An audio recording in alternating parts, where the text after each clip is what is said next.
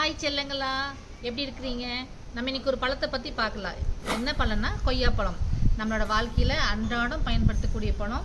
விலை ரொம்ப கம்மியான பழம் தான், நம்ம சாப்பிட்லாம். இந்த பழத்தோட நன்மைகள் என்னன்னு பார்த்தோம்னா, நம்ம ப்ரெக்னென்சியாக இருக்கிறவங்க சாப்பிட்லாம். அதில் குழந்தைங்களும் சாப்பிட்லாம். வயசானவங்க எது மாதிரி எடுத்துக்கணும்னா, இன்னும் கொஞ்சம் நல்லா கனிஞ்ச பழமாக எடுத்துட்டு நம்ம மிக்சியில் போட்டு அரைச்சிட்டு கூட ஸ்பூன் போட்டு சாப்பிட்லாம். குழந்தைங்களுக்கு அந்த மாதிரி கொடுக்கலாம்.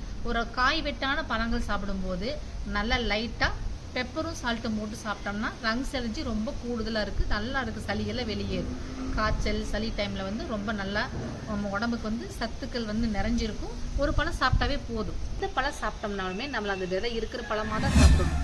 கேன்சர் செல்களில் அழிக்கக்கூடிய சக்திகள் இருக்குன்னு சொல்லியிருக்காங்க. இதில் நிறைய vitamin A, B, C, D நிறைய இருக்குது. நிறைய விட்டமின்ஸ் இருக்குது. இதில் இல்லாத சத்துக்கள் கிடையாது. விலை ரொம்ப குறைவான பழம் தான் இது. தினமும் ஒரு பழம் எடுத்துக்கலாம். இது ரொம்ப நல்ல பழம். எந்த கொய்யாப்பழம் பெஸ்ட், சிகப்பா வெள்ளையா? சிகப்பு பழம் ரொம்ப நல்லா இருக்கு. பச்சை பழமும் எடுத்துக்கலாம். பச்சை கொய்யாப்பழமும் ரொம்ப நல்லது தான். சிகப்பு கொய்யாப்பழத்தில் இன்னும் நிறைய சத்துக்கள் நிறைந்திருக்குன்னு சொல்றாங்க. சிகப்பு கொய்யாப்பழம் நீங்கள் எடுத்து சாப்பிடுங்க, ரொம்ப நல்லா இருக்கு. நீங்கள் அழகா இருப்பீங்க. தினமும் ஒரு கொய்யாப்பழம் சாப்பிடுங்க. நல்லா அழகா ஸ்லிம்மா சூப்பராக இருப்பீங்க. என்ன மாதிரி குண்டெல்லாம் இருக்க மாட்டீங்க. ஓகே, பாய்.